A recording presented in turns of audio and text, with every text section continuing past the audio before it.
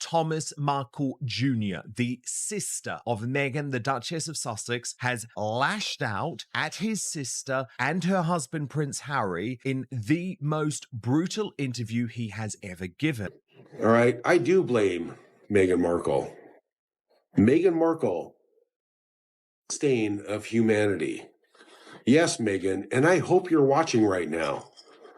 I hope you're watching, Meghan, because you are the stain of humanity. I share a fresh video each day discussing the newest headlines involving Meghan Markle and the royal family. If you like following this ongoing narrative, feel free to subscribe, like, or comment. Your support really matters. Thanks for watching. Let's get into it. 3 people who know Meghan Markle closer than almost anyone else are all dropping books at the exact same time. And that's not just coincidence. That's chaos waiting to explode. Her own brother, a journalist who claims she saw everything coming, and a woman who was right inside the palace when it all kicked off are all stepping up with their own stories. Now insiders are saying Meghan's legal team is in overdrive. Of course, that was brilliant of you to bring that clip up, because the body language just showed her discomfort as she dug deeper into her own hole. I mean, the truth is this, that there are 2 truths. The first truth is that the conversation, I'm told and I believe, was very early on in their relationship when Harry is bowled over by Meghan, is desperately in love, and already is talking about marriage. Working non-stop, trying to shut this down before a single page even hits the public. Lawyers are making calls, cease and desist letters are being lined up, and behind closed doors the pressure is intense like never before. The monarchy of Britain is not there to be a target for people who want to make money and gain publicity from attacking them. Because this isn't gossip blogs or random online chatter. This hits way closer to home. This is her own brother, someone who watched her life unfold from the very beginning. Then you've got a journalist backed by 80 sources and financial documents, and people are saying this isn't something that can just be brushed aside or explained away. Markle was a close companion to Prince Andrew. According to people, she got started her yachting days and she never stopped really. I don't think any of her boyfriends knew about it, but Meghan Markle was known as a hardcore yacht partying person, ready for any. And don't forget the woman Meghan once trusted, someone who knew private details and now reportedly has nothing holding her back anymore. 3 books, 3 different angles, all focused on one person, and time is ticking fast. Go back to 2018, just weeks before the royal wedding, when Thomas Markle Jr. sent a direct message to Prince Harry in an open letter that didn't hold back at all. And one person tells lies and then tells 10 other lies to cover the one lie, and it keeps on going. He warned Harry, saying she would pull him away from his family, calling her phony, calculated, cold, and claiming the marriage would leave serious damage behind. He even urged Harry to walk away before it was too late. But instead of taking it seriously, the media turned it into a joke. People labeled him bitter, unstable, and just chasing attention, while the wedding moved forward and those warnings got pushed aside. I think your sister, Meghan Markle, has ruined Prince Harry. The answer is yes. I mean, every single interview, every single picture, every place they go, Meghan grabs him. Meghan controls him. Meghan tells him no. Meghan stands in front of him. She controls every single situation like she is the star. And she's turned Prince Harry into a man of non-substance, for her own well-being. But then, piece by piece, what Thomas Jr. said started lining up with real events. The distance from William and Kate, stepping away from royal duties, and constant media battles following them everywhere. Bridges didn't just crack. They burned down one by one over 6 years, leaving nothing behind but fallout and silence. And the wild part. The outcomes he warned about in that letter didn't just happen. They lined up almost exactly the way he said they would. Step by step. Nobody's laughing about it now. Thomas Jr. isn't some distant relative throwing shots from the sidelines. This is someone who grew up under the same roof, seeing everything up close. He knew Meghan before any PR machine stepped in, before the royal image, before the carefully built public story took shape for the world to see.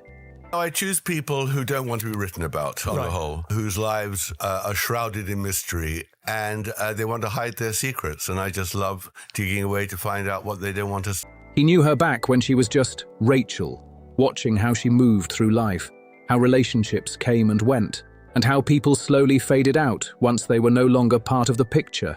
Now he's living in Cebu in the Philippines, taking care of their father, Thomas Markle Sr., who's 81 and dealing with serious health issues after 2 heart attacks and a stroke. Then in December 2025, things took a heavy turn. Thomas Sr. was rushed into emergency surgery after a blood clot completely cut off circulation to his leg. So, Neil Sean put out a video yesterday or the day before saying that Meghan and Harry are on the rocks. Well, I think I called that quite a bit ago. And, Prince Harry, I told you it was coming. Anyway. 3 intense hours in surgery, and doctors had to amputate his foot and part of his leg just to save him. The risk of sepsis was real, and survival wasn't guaranteed at all.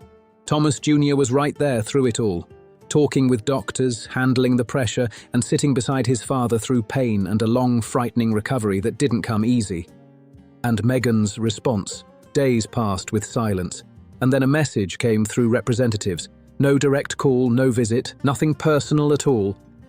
At the same time, she was in Montecito working on her Netflix lifestyle show, sharing messages about compassion, healing, and family values to a global audience, which only made the situation feel even more intense according to people close to him. That moment reportedly changed everything for Thomas Jr. After years of holding back, it turned into one direct question. Why stay quiet for someone who doesn't show up when it matters most? I don't think that she'll ever let Harry go, because she is so fixated on having a title that she doesn't even have or deserve anymore, right? Yeah. Technically, she's not part of the royal family. On paper, on the website, Duke and Duchess of Sussex. And I think that's her biggest, that's anybody's biggest mistake in their entire life, to screw that up. Now his book is zeroing in on a chapter Meghan has barely spoken about, the years from 2004 to 2011, long before Suits, before Harry, before any of the global spotlight, back when she described herself as a struggling actress trying to find her way. Small roles, low paychecks, that's the story she kept repeating again and again in interviews, always the same version, never changing, keeping it simple and relatable for the public. But Thomas Jr. was actually there during those years, watching things unfold in real time. Did you sense that maybe trouble may lay ahead? I've always thought that. Honestly, I've always thought that because, not that I want to bring up the fact that I wrote that letter, but I wrote that letter a long time ago in hindsight of her. According to people close to his project, what he's putting together isn't vague talk. It's specific moments, real relationships, and direct answers to questions that Meghan has avoided for over a decade. When he announced the book in May 2025, he didn't frame it as healing or closure.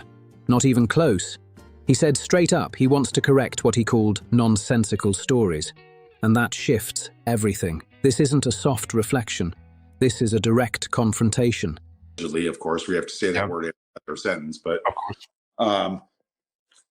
In the beginning, look at her demeanor in the beginning. She was so humbled, right?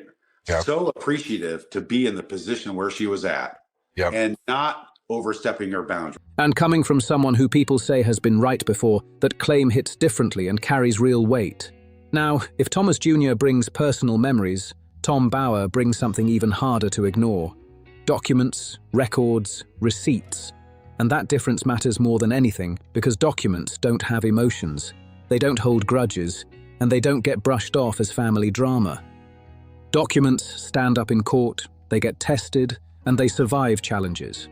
That's a whole different level of pressure. Tom Bower has a serious reputation in British media, often called the Witchfinder General of biographers because of how deep he digs.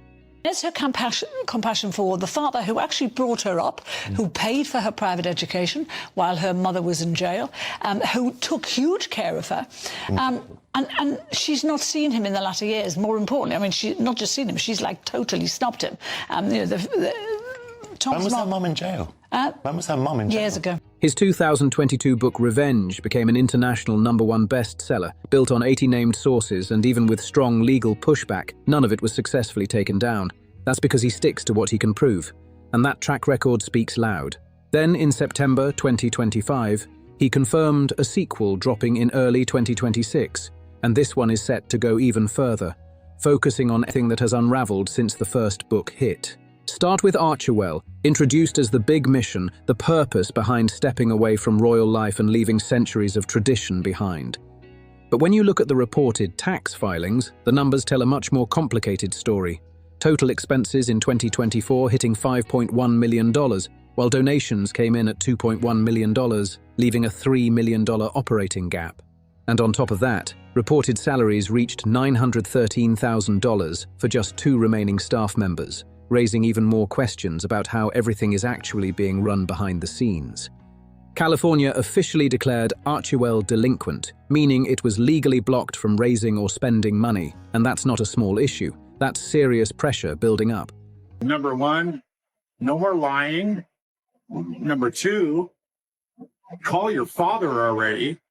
And number 3, you're no better than anybody else at all, guaranteed. And number 4, I paved the way for you to do the right thing on Big Brother. Then reports say the IRS opened an investigation, while around 60% of staff were quietly let go behind the scenes. Even their chief communications officer suddenly returned to the UK without any clear explanation, which only added more questions. And here's the part Tom Bauer keeps pushing, the question most mainstream outlets avoid saying out loud. If expenses hit $5 million and donations were only $2 million, where did the rest come from and where exactly did it go? That's not just a messy headline. That's a financial trail pointing somewhere very specific. Then comes the lifestyle brand launch, hyped up everywhere with massive headlines and big promises. Harper's Bazaar even claimed everything sold out within hours, and that story spread fast across the world as proof of huge demand. Doesn't know us. It's just very bizarre how she just basically brushed the entire family under the carpet like we don't exist, and then lied about not having a family and lied about she doesn't have a family that she's always wanted. We've always been here. But later, online users pointed to what they said was a website glitch, showing a completely different picture, reporting around 137,000 unsold jam jars still sitting there. That would mean roughly $23 million in unsold inventory, barely moving at a rate of 0.03% per day, which, at that pace, could take years to clear, especially for products with expiration dates. Critics claimed the sold-out narrative came from limited initial stock, followed by a much larger production run that didn't sell as expected, raising even more doubts about the rollout strategy. Why Meghan? Well, because she posed a challenge to the royal family, and she's a fascinating person. I mean, she's a person who started from nothing and has become a world global star. And that route to the top has never really been properly reported and examined and investigated. Then the holiday special dropped, and reports say it pulled in almost no audience, adding another setback to the brand's momentum. Bauer's investigation focuses on how her commercial image became tightly connected to projects that didn't land the way they were expected to. You can't trust Meghan and Harry. That's the point. Even if you think you've got a deal, and that I don't believe that is possible, but if you think you have, the palace will be shocked that they will renege immediately because they have no advantage of reconciliation. They've got no advantage of ending their vendetta. And how public perception started shifting because of that. But his deeper dive goes even further back, to the years between 2004 and 2011, when Meghan described herself as a struggling actress trying to break through. At the same time, photos have circulated showing her at high-profile yacht events in places like Monaco and across the Mediterranean. Meghan is a consummate survival actress. And you raise this extraordinary beginning of the year when she carved 2025 in the sand. And it's a very, very interesting image that it came out on New Year's Day this year, because the previous weeks had been absolutely turgid and torrid for her. She had been dubbed Duchess Difficult again. There have been allegations of bullying. Tyrant in high heels. Exclusive gatherings typically attended by wealthy and well-connected guests. Traveling in those circles raises questions people are now asking more loudly. How did someone at that stage of her career gain access to those spaces? Bauer has spent years digging into connections like Soho House. Everything Harry and Meghan do is topspin, trying to convince the world, and very often the mainstream media are sucked in, that everything's okay, but it's really not. And the first revelation in regards to Archewell is that the charity is down to just 2 staffers. A private members club that Harry himself once described as her headquarters, trying to map out how those networks may have played a role behind the scenes. The trail keeps leading back to one name, Marcus Anderson, Soho House's global membership director, who was even at the wedding as an honoured guest, which says a lot by itself. New York Post reporting that indeed it is now operating as all smoke and mirrors. Sarah Nathan, who is their editor-at-large, said that Harry and Meghan have been forced to downsize the staff as it was costing them so much. The big question was, would Archewell close or would another charity take over? Harry and Meghan were looking to get a fiscal sponsor, someone to take on the outgoing costs and to keep things cheap. Really, it's all smoke and mirrors. Page 6 confirmed that 3 members, 60% of the charity staff, have now been let go.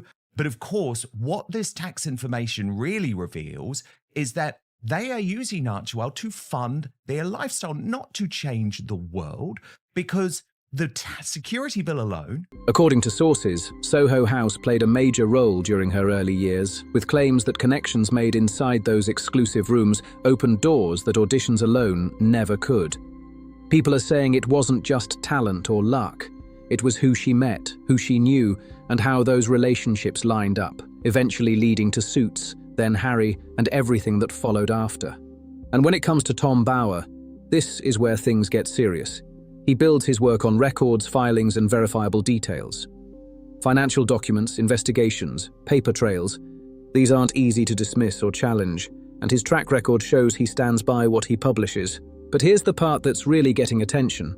Thomas Jr. may know her past, Bower may have documents, but Sarah Ferguson was actually inside the palace during it all. Said to be around $2 million a year, with money flowing out of the charity.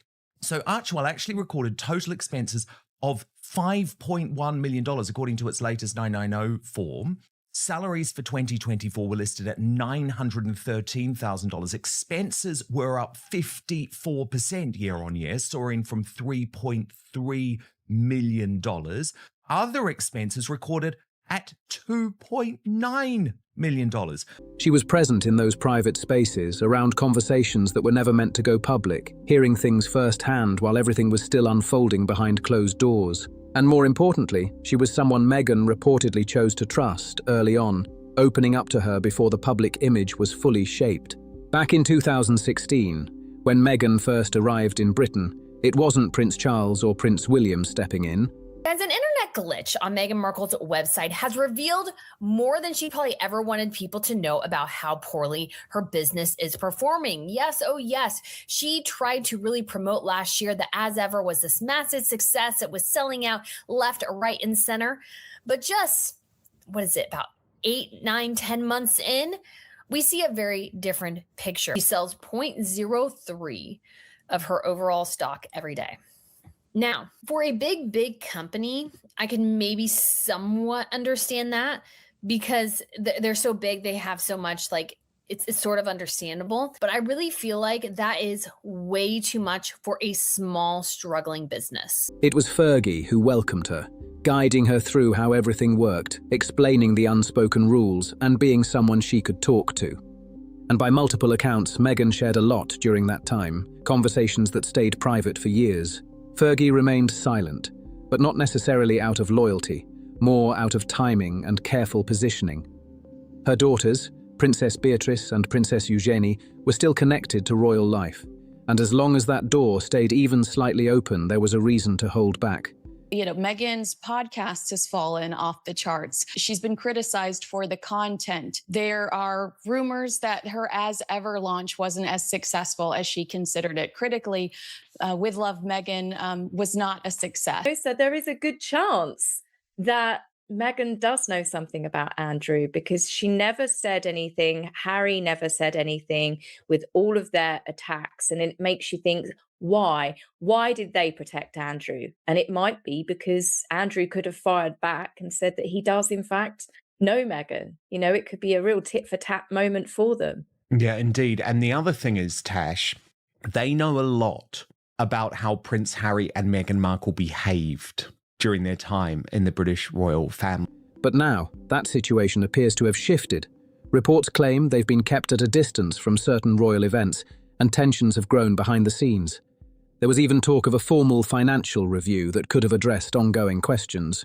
But when that didn't move forward, it only added more speculation about what might be sitting beneath the surface. Fergie's situation has people talking too. Reports claim she's been spending up to £13,000 a night on wellness retreats while not having a steady stream of income coming in, which raises serious questions about how sustainable that lifestyle really is. At the same time, publishers are circling hard, with talk of a potential $20 million advance being offered. Virginia Giuffre's attorney wanted Meghan Markle to give evidence in the civil trial, saying that there were things about Andrew that she knew. Yeah, that's true. And that is further confirmation that I believe that Andrew and Meghan have crossed paths. Meghan was friends and going on holidays with Epstein's girlfriend. There's no way that you can't tell me Meghan wouldn't have got an invite through some of her friends to attend the big lavish parties that Epstein was known for throwing with lots of girls, some professionals, some not, some models, some D-list cable TV actresses desperate for fame. The same person who once said she would never write that kind of book is now rumoured to be in early talks with agents, and that shift alone is turning heads fast. What makes Fergie's potential book completely different from the others is her position. She wasn't just nearby, she was deeply connected. As Prince Andrew's ex-wife, she had direct access to that inner world, understanding the people, the dynamics, and how everything operated behind closed doors. So when Meghan reportedly opened up to her, it wasn't casual conversation. She was speaking to someone who already knew what to listen for, what mattered. The fallout surrounding her ex, Andrew Mountbatten Windsor, and the escalating corrosive chaos of the Jeffrey Epstein scandal. While Andrew languishes in his modest new home on his brother Charles's Sandringham estate, under police investigation for allegedly selling confidential government information to his pedo pal Epstein, freeloading Fergie has been jet-setting from one luxury retreat to another, from a £13,000 a night wellness centre. And how to read between the lines. There have also been claims from multiple sources suggesting Meghan and Prince Andrew may have crossed paths before she ever met Harry, which adds another layer people are paying attention to. Reports have even suggested that Virginia Giuffre's legal team once wanted Meghan to provide testimony, not randomly, but because they believed she might have had relevant insight into that circle. Then there's Harry's book, Spare, which openly called out multiple members of the royal family, Charles, William, Camilla, even staff, burning bridges in a very public way. But when it came to Prince Andrew, the mention was brief and carefully worded, almost too careful, which stood out to a lot of observers. And firmly believes it's her bank balance that should benefit. And the idea that her story could be poised to make Fergie a fortune is driving renowned control freak Ms. Markle to distraction. Not to mention both the Sussexes' mounting horror at the grim prospect of what seedy Sarah might reveal. The revolting redhead knows where the bodies are buried, and if the price is right, few doubt she will hesitate to explosively lift the lid in the tawdriest of tell-all tones. Some see that contrast as intentional, one situation handled loudly, the other with extreme caution, raising questions about what remained unsaid and why. Fergie witnessed all of this from the inside, watching how things played out over time, and now it seems that silence may no longer benefit her the way it once did.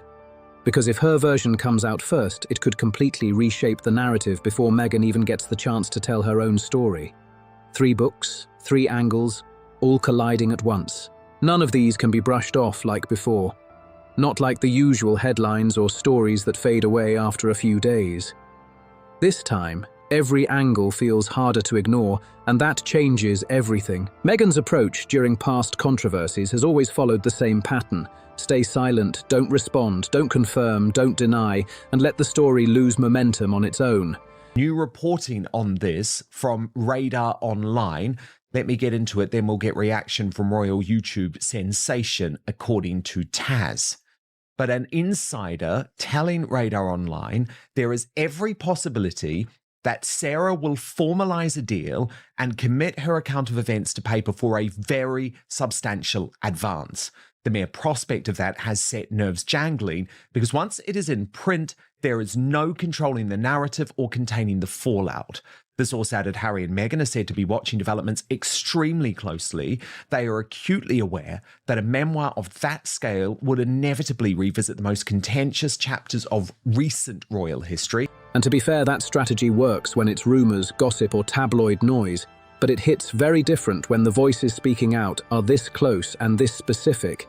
It doesn't land the same when it's someone who grew up in your home, someone who saw those early years firsthand.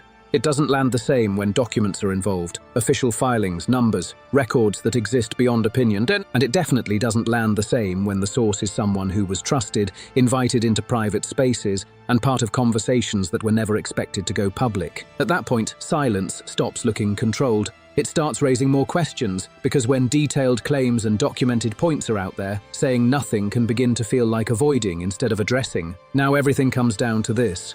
3 books, 1 focus, and a situation that's building fast with no clear way to slow it down. So which one carries the most weight? Thomas Jr. with the past that hasn't been fully explained? Tom Bower with records and receipts that are hard to challenge? Or Fergie with private conversations that were never meant to leave those rooms? Let me know what you think in the comments, because right now it looks like one of these could shift the entire narrative in a big way, and time is ticking. If you want more breakdowns like this, make sure to like, subscribe, share this video, and drop your thoughts below.